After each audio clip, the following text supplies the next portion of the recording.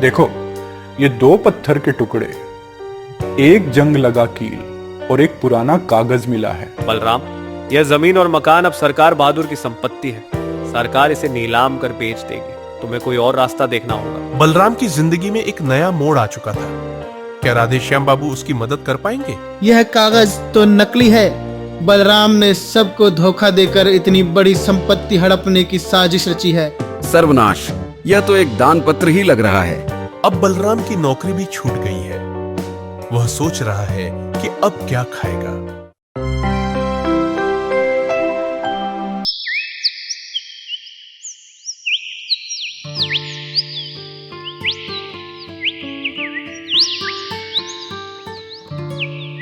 यह है बलराम, एक गरीब आदमी जो सब्जियां बेचकर अपना गुजारा करता है।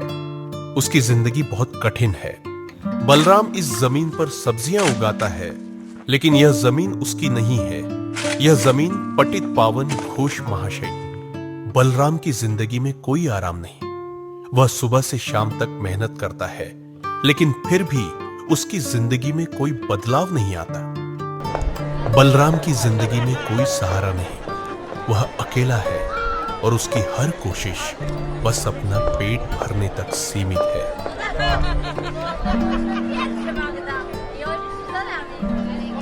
लेकिन बलराम की किस्मत में कुछ और ही लिखा था, कुछ ऐसा जो उसकी जिंदगी को हमेशा के लिए बदल देने वाला था। यह बगीचा पतित पावन घोष महाशय का था। बलराम के पिता हरिराम इसी बगीचे में माली का काम करते थे। उनकी तनख्वाह महज 13 रुपये थी। बलराम भी अपने पिता की तरह इसी बगीचे में काम करता आ रहा है, लेकिन उसकी तनख्वाह 150 रुपये है। पिछले साल पतित बाबू का निधन हो गया। उनका कोई वारिस नहीं था, इसलिए उनका बड़ा सा घर और 5 बीघा का यह बगीचा अब लावारिस पड़ा हुआ है। बलराम के लिए यह बगीचा सिर्फ एक जगह नहीं, बल्कि उसकी मेहनत और यादों का एक हिस्सा है। लेकिन अब यह जगह उसके लिए एक अनसुलझी पहेली बन गई है।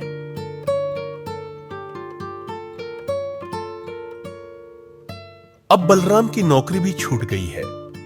वह सोच रहा है कि अब क्या खाएगा, क्या पहनेगा। उसकी जिंदगी और भी मुश्किल हो गई है। बलराम, यह जमीन और मकान अब सरकार बहादुर की संपत्ति है। सरकार इसे नीलाम कर बेच देगी। तुम्हें कोई और रास्ता देखना होगा। बलराम पर जैसे बिजली गिर पड़ी। अब तक वह बगीचे के फल, पाकड़ और सब्जियां बेचकर जैसे तैसे अपना गुजारा कर रहा था, लेकिन अब वह सहारा भी खत्म होने वाला है।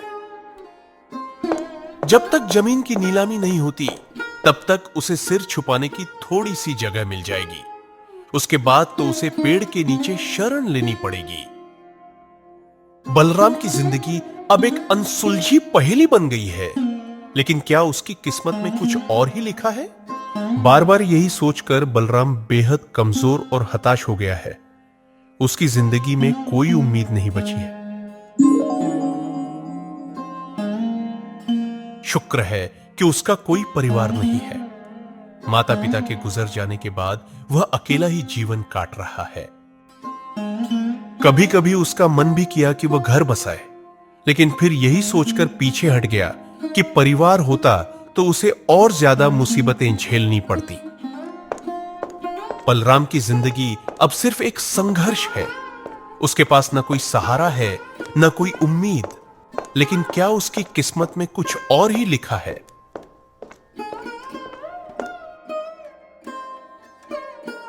बलराम की कहानी अभी खत्म नहीं हुई है। उसकी जिंदगी में एक नया मोड़ आने वाला है।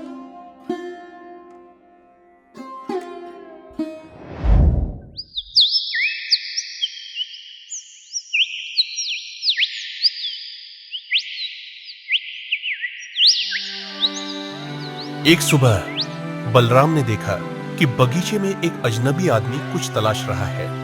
इस घर में अब कोई पहरेदार नहीं था। बलराम ही माली था और वही सब देखभाल करता था। लेकिन यह आदमी कोई खतरनाक नहीं लगा, बल्कि सीधा साधा और निरीह सा दिख रहा था। क्या ढूंढ रहे हैं महाशय? पुरानी आदत है, समझे। देखो, ये दो पत्थर के टुकड़े, एक जंग लगा कील और एक पुराना कागज मिला है। तो इन चीजों का क्या करोगे? कौन जाने किस चीज का कब काम पड़ जाए। मुझे तो कोई भी चीज फेंकने लायक नहीं लगती। ये आदमी पागल ही होगा। यह इस गांव का नहीं है, वरना मैं पहचान जाता। बलराम ने सोचा कि यह आदमी शायद पागल है, लेकिन फिर भी उसके मन में एक अजीब सी उत्सुकता जागी। बलराम को नहीं पता था कि यह अजनबी आदमी और उसका पुराना कागज उसकी जिंदगी को हमेशा के लिए बदल देने वाला है। बलराम ने कुछ साग और कुछ पके हुए फल लेकर बाजार के किनारे एक चटाई बिछाई और बेचने बैठ गया। जब सारा सामान बेचकर लौटा तो दोपहर हो चुकी थी। घर आकर उसने देखा कि वह बूढ़ा आदमी उसकी दहलीज पर एक खंभे से टेक लगाए बैठा है और वहीं झपकी भी ले रहा है।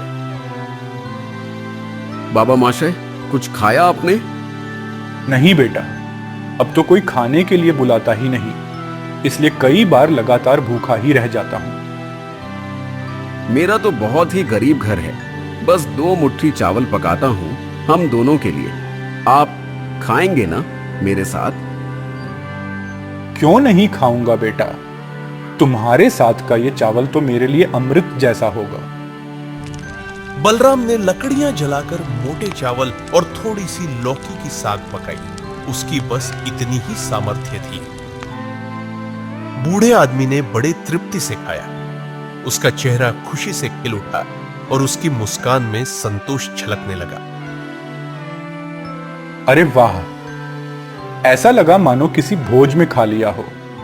अब मैं चलता हूं बाबू। अच्छा, फिर आइएगा।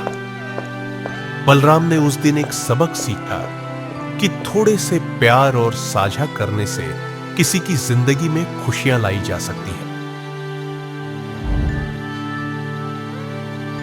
उस आदमी के चले जाने के बाद बलराम ने देखा कि उसने दहलीज के एक कोने में वही फटी पुरानी चीजें छोड़ दी हैं। कोई काम की चीज नहीं थी। कुछ कागज, एक जंग लगा कील और 2 पत्थर। बलराम ने कागजों को पलटकर थोड़ा देखा। पंडित बाबू उसे फुर्सत के समय थोड़ा पढ़ाया करते थे, इसलिए उसे अक्षरों की पहचान थी।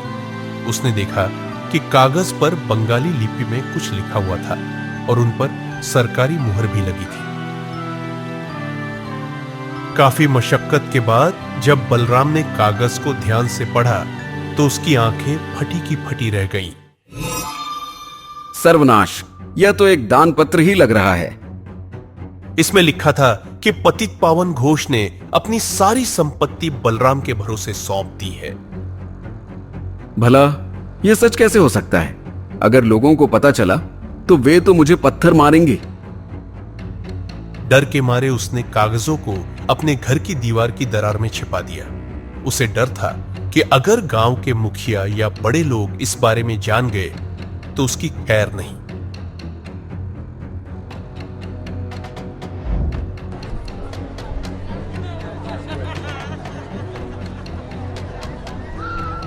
बलराम की जिंदगी में एक नया मोड़ आ चुका था, लेकिन क्या वह इस बड़े बदलाव के लिए तैयार था? उस दिन बलराम का मन बड़ा बेचैन रहा। रात को भी उसे ठीक से नींद नहीं आई। क्यों ना एक बार राधेश्याम राय मशाई के पास जाऊं? राधेश्याम एक बड़े ही न्यायप्रिय व्यक्ति थे। बिना पूजा पाठ किए वे जल ग्रहण नहीं करते थे। वे ध्यान धारणा में भी लीन रहते थे और पतित पावन घोष के मित्र भी थे। बलराम ने फैसला किया कि वह राधेश्याम बाबू के पास जाएगा और उन्हें यह कागज दिखाएगा। बलराम की जिंदगी में एक नया मोड़ आ चुका था। क्या राधेश्याम बाबू उसकी मदद कर पाएंगे?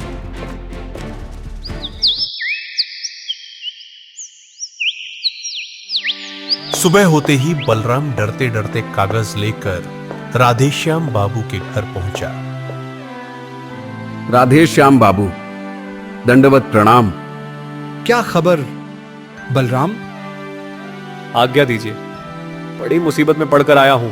अगर आप कृपा करके इन कागजों को जरा देख लें। अरे ये तो कमाल की बात है।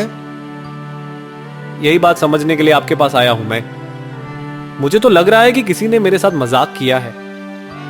अरे तेरे साथ मजाक करने के लिए कोई इतनी मेहनत क्यों करेगा? लेकिन अच्छा हुआ जो तू मेरे पास आ गया। अगर यह कागज गांव के मुखिया या बड़े लोगों के हाथ लग जाता तो वे इसे फाड़ कर आग में झोंक देते। राधेश्याम बाबू ने बलराम को समझाया कि यह कागज कोई मजाक नहीं, बल्कि एक बहुत ही महत्वपूर्ण दस्तावेज है। तू चिंता मत कर, मैं तेरी मदद करूंगा। यह कागज तेरे हक की बात करता है। धन्यवाद राधेश्याम बाबू, आप ही मेरे सहारे हैं। अगले ही दिन गांव के चंडी मंडप में सभी मुखिया और बड़े लोग इकट्ठा हुए। शुरुआत में खूब हंगामा हुआ। यह कागज तो नकली है। बलराम ने सबको धोखा देकर इतनी बड़ी संपत्ति हड़पने की साजिश रची है। यह आदमी तो हमेशा से चालाक और धूर्त रहा है। इस वसीयत के दो मजबूत गवाह भी हैं। एक हैं कमलेश्वर गांगुली और दूसरे विष्णुपद राय चौधरी। उन्हें बुलाया जाए। कमलेश्वर गांगुली एक पुराने जमींदार परिवार के वंशज थे। वे पढ़े लिखे और गंभीर स्वभाव के व्यक्ति थे। वहीं विष्णुपद बाबू खुद एक वकील थे। हाँ, हम ही इस वसीयत के गवाह हैं। पतित पावन घोष महाशय ने पूरी चेतना में हमारे सामने इस दान पत्र पर हस्ताक्षर किए थे। बलराम जैसे नाकारा आदमी को इतनी बड़ी संपत्ति देना सही नहीं है। उसे 2-4 हजार रुपए देकर चलता कर देना चाहिए।